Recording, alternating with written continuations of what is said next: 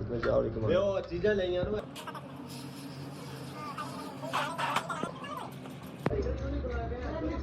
कुछ लाओगे